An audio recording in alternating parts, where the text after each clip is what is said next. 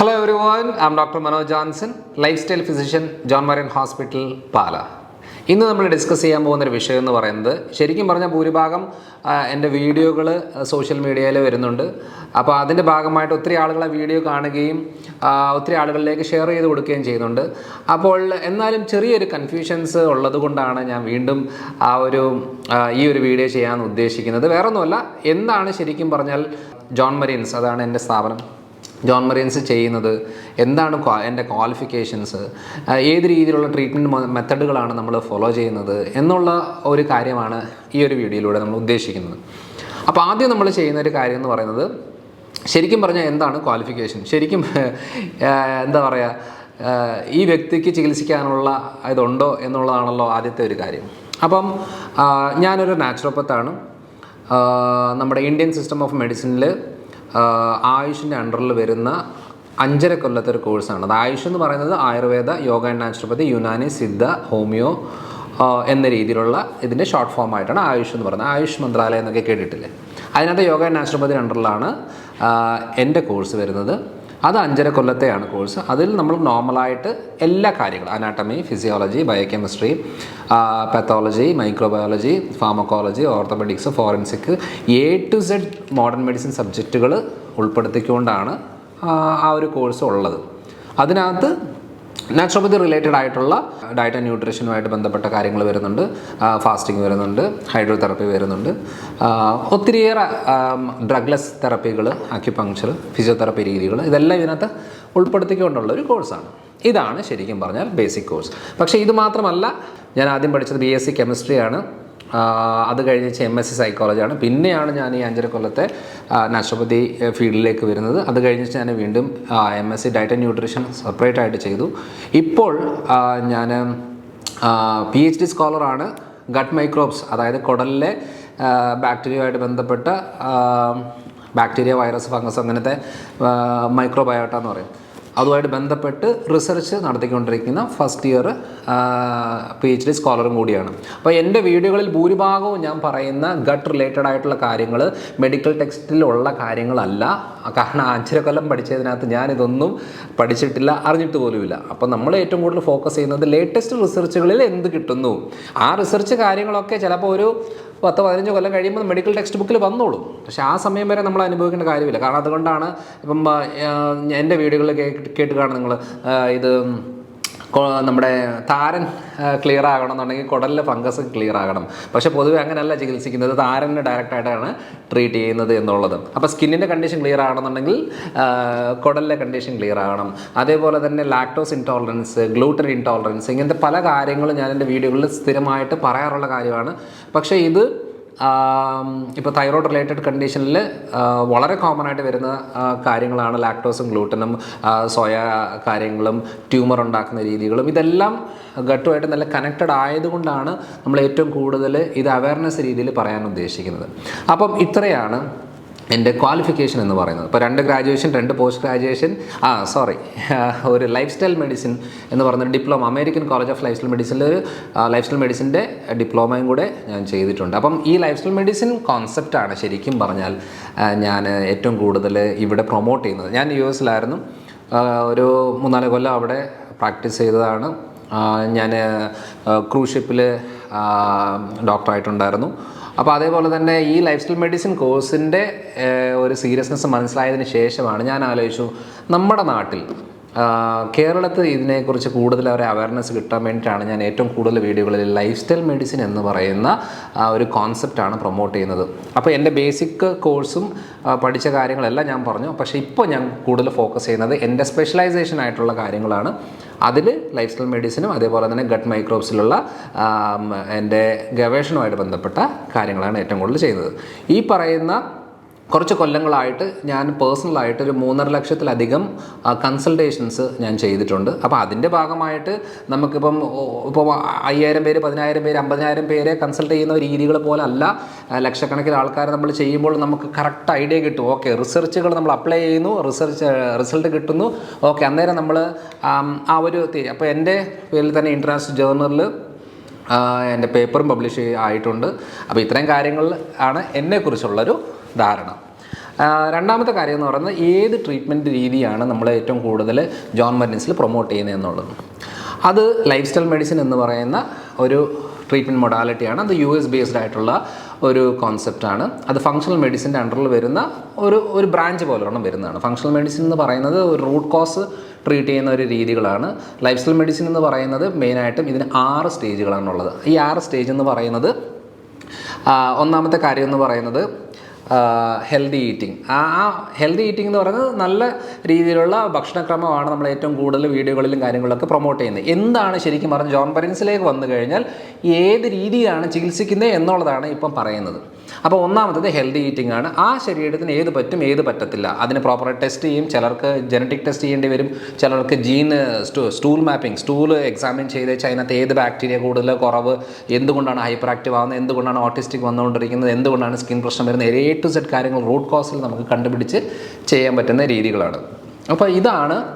എന്നിട്ട് അവരോട് പറയും ഇത് നിങ്ങൾക്ക് പറ്റും, ഇത് പറ്റത്തില്ല, ഇത് കൂട്ടണം, ഇത് കുറയ്ക്കണം. അതായത് പേഴ്സണലൈസ്ഡ് ആയിട്ടുള്ള ഒരു ഹെൽത്ത് കെയർ ആണ് നമ്മൾ ജോൺ മരിൻസിലൂടെ ഉദ്ദേശിക്കുന്ന ഒരു കാര്യം. രണ്ടാമത്തെ കോൺസെപ്റ്റ്, അതായത് പില്ലർ എന്ന് പറയുന്നത് 6 പില്ലറിനകത്ത് ഒരെണ്ണമാണ് ഹെൽത്തി ഈറ്റിംഗ്. രണ്ടാമത്തത് എക്സസൈസാണ്.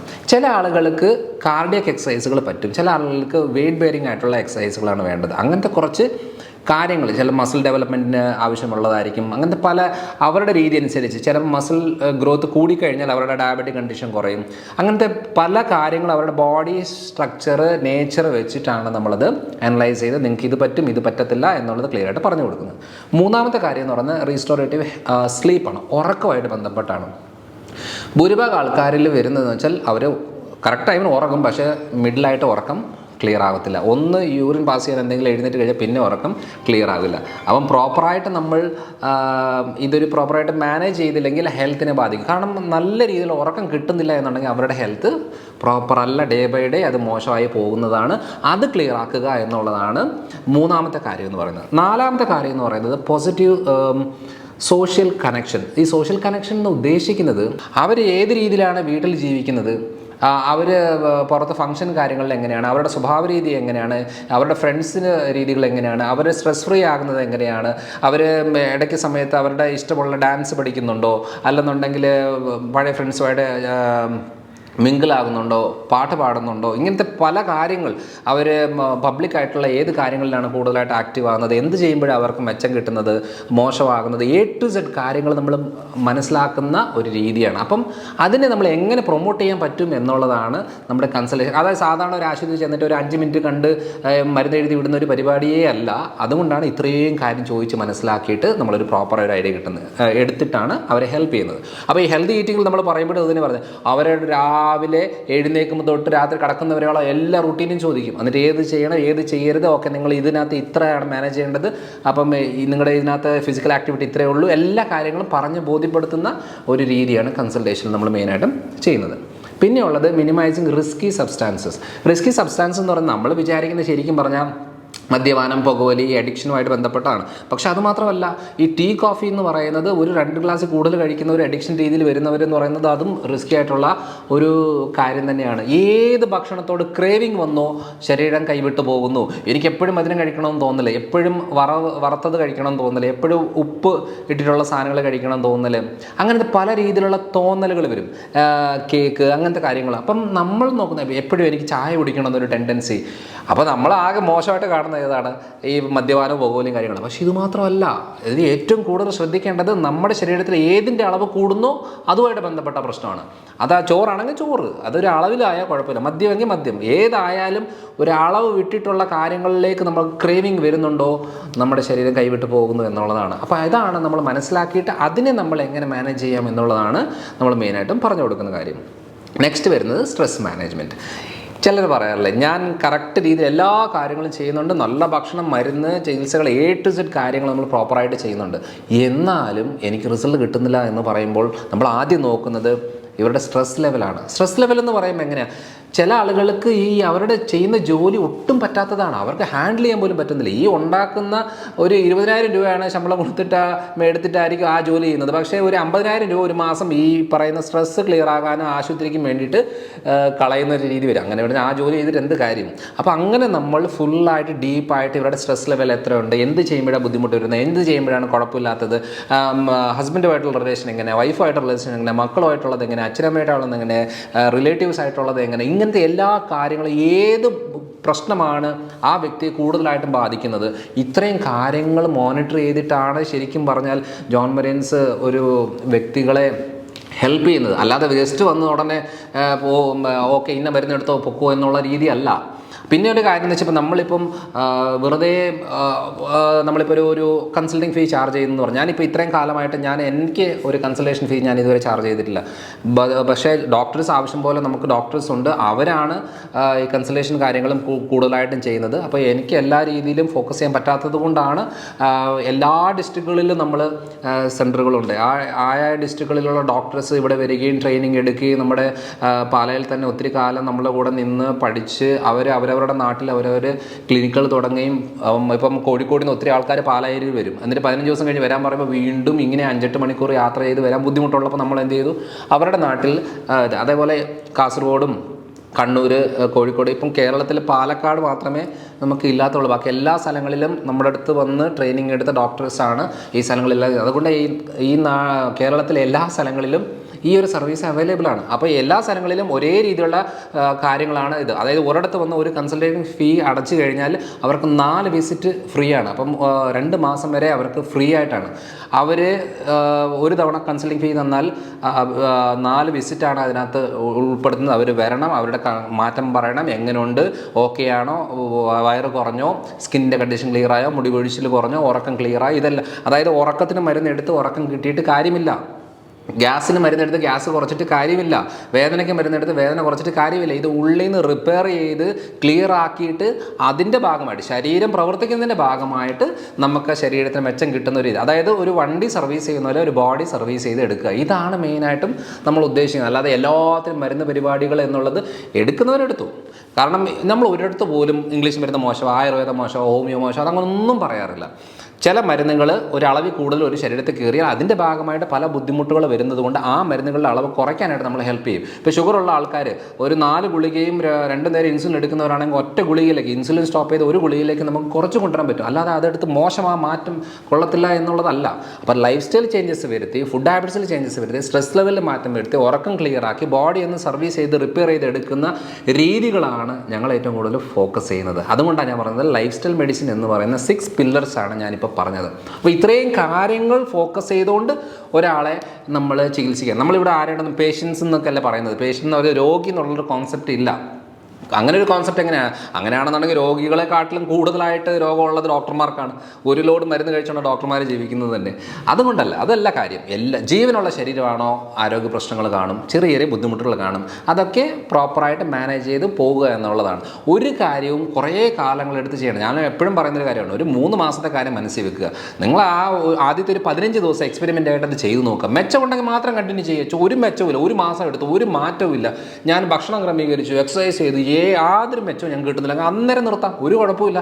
ആരെയും നമ്മളിങ്ങനെ വിളിച്ച് വരുത്തി ഇങ്ങനെ കുറേ കാലം ചെയ്യണമെന്ന് ആരും ആശുപത്രി വന്ന് ബുദ്ധിമുട്ടേണ്ട ആവശ്യമേ ഇല്ല. എല്ലാം ഭൂരിഭാഗം കാര്യങ്ങളും വീഡിയോയിൽ തന്നെ ക്ലിയർ ആയിട്ട് പറയുന്നുണ്ട്. അത് വീട്ടിൽ തന്നെ ചെയ്യാനുള്ളതേ ഉള്ളൂ. കുറച്ചുകൂടെ ക്ലാരിറ്റി വേണമെന്നുണ്ടെങ്കിൽ മാത്രം ഇപ്പോൾ ഓൺലൈൻ ഫെസിലിറ്റി ഉണ്ട്. നമുക്കിപ്പോൾ വരുന്നില്ല, വീട്ടിൽ വരാൻ പറ്റുന്നില്ല, ക്ലിനിക്കിൽ വരാൻ പറ്റുന്നില്ല, അപ്പം കൊണ്ടുവരാൻ ആരുമില്ല, യാത്രയ്ക്കുള്ള ബുദ്ധിമുട്ടാണ്, അങ്ങനെയൊക്കെ ഉണ്ടെന്നുണ്ടെങ്കിൽ ഓൺലൈൻ കൺസൾട്ടേഷൻ johnmariansconsultation.com എന്ന് പറയുന്ന ഓൺലൈൻ ഉണ്ട്. അതിനകത്ത് എക്സ്പേർട്സ് ആയിട്ടുള്ള ഡോക്ടേഴ്സ് ഫുൾ ടൈം അവൈലബിൾ ആണ്. അവർ പ്രോപ്പറായിട്ട് കാര്യങ്ങൾ ചെയ്യും. പിന്നെ എന്തെങ്കിലും വേണമെന്നുണ്ടെങ്കിൽ നിങ്ങൾക്കത് വീട്ടിലേക്ക് കൊറിയർ അയച്ചു തരും. അങ്ങനത്തെ എല്ലാ ഫെസിലിറ്റിയും നമ്മൾ ചെയ്യുന്നതാണ്. അതേപോലെ തന്നെ നമ്മൾ എന്താ പറയുക, ഗ്ലൂട്ടൻ ഫ്രീ ഏറ്റവും കൂടുതൽ പ്രൊമോട്ട് ചെയ്യുന്ന ആൾക്കാർ. അപ്പോൾ ഗ്ലൂട്ടൻ ഫ്രീ ആയിട്ടുള്ള ഫുഡുകൾ നമ്മളിപ്പോൾ മില്ലറ്റ് കാര്യങ്ങളെല്ലാം നമ്മൾ ഏറ്റവും കൂടുതൽ പ്രൊമോട്ട് ചെയ്യുന്ന ആൾക്കാരാണ്. അതൊക്കെ കഴിക്കുക എന്നാണ് പറയുന്നത്. എപ്പോഴും ഈ പറയുന്ന അരിയും ഗോതമ്പും തന്നെ കഴിച്ചുകൊണ്ടിരിക്കുന്നതിനെക്കാട്ടിലും ഒന്ന് മാറ്റി പിടിക്കേണ്ട സാഹചര്യമുണ്ട്. ഈ കഴിച്ച് പ്രത്യേകിച്ച് ഉള്ള മുഴകൾ, ഫാറ്റ് ലിവർ, ബ്രസ്റ്റിലെ മുഴ, യൂട്രസിലെ മുഴ, തൈറോയിഡിലെ മുഴ, പ്രമേഹം, വെയിറ്റ് കൂടുന്നു, ഇതൊക്കെ ആണെങ്കിൽ ഓക്കെ, ഇത് മെറ്റബോളിക് ഡിസോർഡറാണ്, നമ്മൾ കഴിക്കുന്ന രീതികൾ ശരിയല്ല, ആ ശരീരക്രമത്തിനനുസരിച്ചുള്ള രീതികളല്ല ചെയ്തുകൊണ്ടിരിക്കുന്നത് എന്നുള്ളത് നമ്മൾ പ്രോപ്പറായിട്ട് ടെസ്റ്റുകൾ ചെയ്ത്, സാധാരണ രീതിയിൽ ഈ ഫാസ്റ്റിംഗ് ഷുഗറും കാര്യങ്ങളൊക്കെ ചെയ്തിട്ട് എനിക്ക് ഷുഗർ ഇല്ല എന്ന് പറയരുത്. അതേപോലെ തൈറോയ്ഡ് ഫംഗ്ഷനൊക്കെ ടെസ്റ്റ് ചെയ്ത് വെച്ചാൽ എനിക്ക് തൈറോയ്ഡ് ഇല്ലെന്ന് പറയരുത്. അതൊക്കെ നിസ്സാരമായിട്ട് സാധാരണ ടെസ്റ്റുകളാണ്. നമുക്ക് എത്ര വയസ്സിൽ ഏത് അളവിൽ എത്ര കൊല്ലത്തിനുള്ളിൽ വരുമെന്ന് വരെ നേരത്തെ പറയാൻ പറ്റുന്ന ടെസ്റ്റുകളുണ്ട്. അതൊക്കെ നമ്മൾ ചെയ്ത് നോക്കിയിട്ട് പാരമ്പര്യ രീതിയിൽ അമ്മയ്ക്കും അച്ഛനും ഇത് തൈറോയ്ഡ് ഉണ്ടോ, മക്കൾക്ക് വരാൻ സാധ്യതയുണ്ട്, അത് A to Z 100% വരും. പക്ഷെ അത് എപ്പോൾ വരും എന്നുള്ളത് ക്ലിയർ ആയിട്ട് നമുക്ക് നേരത്തെ കണ്ടുപിടിക്കാൻ പറ്റും. ഇങ്ങനത്തെ റൂട്ട് കോസ് ഫോക്കസ് ചെയ്തേച്ച് കണ്ടുപിടിച്ചേച്ച് അവർക്ക് മുന്നോട്ട് ഏത് രീതി ജീവിക്കണം, ഏത് രീതിയിൽ ഭക്ഷണം നല്ലതാണ്, നിങ്ങൾക്ക് കാർഡിയാക് നല്ലതാണോ, വെയിറ്റ് ബെയറിംഗ് ആയിട്ടുള്ള എക്സസൈസുകളാണ് നല്ലത്, A to Z കാര്യങ്ങൾ പറഞ്ഞു കൊടുക്കുന്ന മെത്തഡുകളാണ് നമ്മൾ ഫോളോ ചെയ്യുന്നത്. ഈ കാര്യങ്ങൾ ഉപയോഗപ്പെടുത്തുന്ന ണമെന്ന് ആഗ്രഹമുള്ളവർ മാത്രമാണ് ഇവിടെ വരുന്നതും കാര്യങ്ങൾ. എന്നാലും ചെറിയ ആളുകൾക്ക് ചില സംശയങ്ങൾ ഉള്ളത് കൊണ്ട് ഞാൻ ഈ ഒരു വീഡിയോ ചെയ്തെന്നേ ഉള്ളൂ. അപ്പം നമുക്ക് 10-60ഓളം ഡോക്ടേഴ്സ് ഉണ്ട് എല്ലാ സ്ഥലങ്ങളിലും, കേരളത്തിൽ എല്ലായിടത്തും. ഇവരെ ഇതിനകത്ത് നമുക്ക് മോഡേൺ മെഡിസിനിലുള്ള ഡോക്ടേഴ്സ് ഉണ്ട്, റേഡിയോളജിസ്റ്റുകളുണ്ട്, അതേപോലെ തന്നെ Ayurveda physicians, naturopathic doctors, homeo doctors, Siddha doctors, അങ്ങനെ യുനാനി ഡോക്ടേഴ്സ്, ഇവരെല്ലാവരും നമ്മളൊരു കമ്പൈൻഡ് ആയിട്ട് ഒരു ഗ്രൂപ്പായിട്ടാണ് ഈ ഒരു ചികിത്സാ രീതി നമ്മൾ ചെയ്യുന്നത്. അപ്പോൾ ഇതിനകത്ത് ചില കണ്ടീഷനിൽ ചില രീതിയിലുള്ള മരുന്നുകൾ ആവശ്യമുണ്ട്, ചില കണ്ടീഷനിൽ സപ്ലിമെൻറ്റ്സ് മതി, ചില കണ്ടീഷനിൽ ഡയറ്റ് മാത്രം മതി, ചില കണ്ടീഷനിൽ സ്ട്രെസ് ഫ്രീ ആയിട്ട് ചെയ്യാനുള്ള കൗൺസിലിംഗ് കാര്യങ്ങൾ നമുക്ക് സൈക്കോളജിസ്റ്റുകൾ അവൈലബിൾ ആണ്. അപ്പോൾ നമ്മൾ ടോട്ടൽ ഒരു ശരീരത്തിൻ്റെ മൊത്തത്തോടെ ഉള്ള രീതിയിലാണ് ഫോക്കസ് ചെയ്യുന്നത്. അല്ലാതെ എൻ്റെ ഡിപ്പാർട്ട്മെൻറ്റ് ഇതാണ്, നിങ്ങൾ ബാക്കിയുള്ളതിന് അവിടെ പൊക്കോ, ആ ഡിപ്പാർട്ട്മെൻറ്റിൽ പൊക്കോ എന്നുള്ള രീതിയിലുള്ള കാര്യമല്ല, മൊത്തത്തോടെയാണ്. അതുകൊണ്ട് നമ്മൾ ഏത് മരുന്ന് കഴിക്കുന്ന ആൾക്കാരെയും അവരുടെ ലൈഫിൽ അവരുടെ മരുന്നുകളുടെ എണ്ണം കുറയ്ക്കാനായിട്ട് നോക്കാനായിട്ട് ഞങ്ങൾ സഹായിക്കും എന്നുള്ളതല്ലാതെ മരുന്ന് നല്ലതല്ല, ഡോക്ടർമാർ നല്ലതല്ല, ചികിത്സ നല്ലതല്ല, ആ ആശുപത്രി പോയതുകൊണ്ടാണ് നിങ്ങൾക്ക് ഈ പ്രശ്നം, ഈ ചെയ്തതുകൊണ്ടാണ് പ്രശ്നം, അങ്ങനത്തെ പരിപാടിയേ അല്ല. അതല്ല ഉദ്ദേശിക്കുന്നത്. ഇത് രോഗമുള്ള ബുദ്ധിമുട്ടുള്ള ആളുകളും ബുദ്ധിമുട്ടില്ലാത്തവരും ഇനി എന്തെങ്കിലും ബുദ്ധിമുട്ട് വരുമെന്നുള്ള സംശയമുള്ള ആളുകളും പ്രിവെൻറ്റീവായിട്ട് നമുക്ക് തടയാനുള്ള വഴികളും അങ്ങനെയുള്ള എല്ലാ രീതിയിലുള്ള കാര്യങ്ങളും ഫോക്കസ് ചെയ്തുകൊണ്ടാണ് നമ്മൾ ഈ ഒരു ചികിത്സാ രീതി ചെയ്യുന്നത്. കഴിഞ്ഞ 10 കൊല്ലമായിട്ട് നമ്മളിവിടെ പ്രാക്ടീസ് ചെയ്യുന്നുണ്ട്. ഈ 2024 10ാമത്തെ കൊല്ലത്തെ ആനിവേഴ്സറിയാണ്. അതുകൊണ്ട് ഇത്രയും കാലം നമ്മളിവിടെ നിന്ന് ഈ കാര്യങ്ങളെല്ലാം ചെയ്തതും കൂടിയാണ്. അപ്പോൾ ഇനിയും ഒത്തിരി കാര്യങ്ങൾ, പുതിയ മെത്തഡുകൾ, പുതിയ റിസർച്ചുകൾ, പുതിയ ടെസ്റ്റുകൾ ഇപ്പം പുതിയതായിട്ട് നമ്മൾ ലോഞ്ച് ചെയ്യാൻ പോകുന്നത് കുട്ടികൾക്കുള്ളതാണ്. കുട്ടികൾ ഇനി വെറുതെ പോയിട്ട് ഇനി കരിയർ ഗൈഡൻസിന് പുറകെ പോകേണ്ട ആവശ്യമൊന്നുമില്ല. അവരുടെ ജീന് എക്സ്ട്രാക്ട് ചെയ്ത് കഴിഞ്ഞാൽ അവർക്ക് ഏത് ജോലിയാണ് ചെയ്യാൻ നല്ലത്, അവർക്ക് എഞ്ചിനീയറിംഗ് പറ്റുമോ, മെഡിക്കൽ പറ്റുമോ, ആർട്ടിസ്റ്റിക് ആയിട്ടുള്ള ആൾക്കാരാണോ, കാൽക്കുലേഷൻ ഉള്ളവരാണോ, അതേപോലെ തന്നെ അവരുടെ confidence level, stress level, manage ചെയ്യുന്ന രീതികൾ, A to Z കാര്യങ്ങൾ ഇപ്പം നമുക്ക് നിസ്സാരമായിട്ടൊരു ജീൻ ടെസ്റ്റിൽ കിട്ടുന്നതാണ്. അത് നമ്മളിപ്പോൾ ചെയ്യുന്നതാണ്. കേരളത്തിൽ ആദ്യമായിട്ടാണ് അങ്ങനത്തെ ഒരു കാര്യം വരുന്നത്. അപ്പോൾ അത് നമ്മൾ ചെയ്യുന്നതാണ്. അതേപോലെ ജനറ്റിക് ടെസ്റ്റുകൾ പൊതുവേ എല്ലായിടത്തും ഉണ്ട്. ആൻറ്റി ഏജിങ് ടെസ്റ്റുകളുണ്ട്. ഇപ്പോൾ നമ്മൾ റിങ്കിൾസ് വരുന്നു, ശരീരത്തിൻ്റെ ഏത് ഫാക്ടർ കൊണ്ടാണ് നമുക്ക് റിങ്കിൾസ് വരുന്നത് എന്നുള്ളത് കിട്ടും. ചുമ്മാതെ എല്ലാ ട്രീറ്റ്മെൻറ്റുകളും കുറേ കാര്യങ്ങൾ ചെയ്യേണ്ട ആവശ്യം വരുന്നില്ല. അതേപോലെ സ്റ്റൂൾ മാപ്പിംഗ് എന്ന് പറയുന്നത് മലം ടെസ്റ്റ് ചെയ്ത് വെച്ച് ഏത് ബാക്ടീരിയ കൂടുതൽ, അപ്പം ചില ബാക്ടീരിയ കൂടിക്കഴിഞ്ഞാൽ അവർക്ക് ചില രീതിയിലുള്ള രോഗങ്ങൾ വരാൻ സാധ്യത. അപ്പോൾ അത് നമ്മളിത് പറയുന്നത് ഇതാണ് കഥ. അപ്പോൾ നമുക്ക് ഈ പ്രോബയോട്ടിക് എടുത്ത് വെച്ച് അത് കൺട്രോൾ ചെയ്ത് ബാലൻസ് ചെയ്ത് കുടൽ ക്ലിയർ ആക്കിയിട്ടാണ് ആദ്യം കൊണ്ടുപോകുന്നത്. അപ്പോൾ ഇങ്ങനത്തെ ലേറ്റസ്റ്റ് മെത്തഡുകൾ ഫോക്കസ് ചെയ്തുകൊണ്ടാണ് നമ്മൾ ചികിത്സാ രീതികളൊക്കെ ചെയ്യുന്നത്. അപ്പോൾ ഏകദേശം ഒരു ധാരണ കിട്ടി എന്ന് വിചാരിക്കുന്നു. അപ്പോൾ അടുത്തൊരു വീഡിയോ വരാം. ബൈ.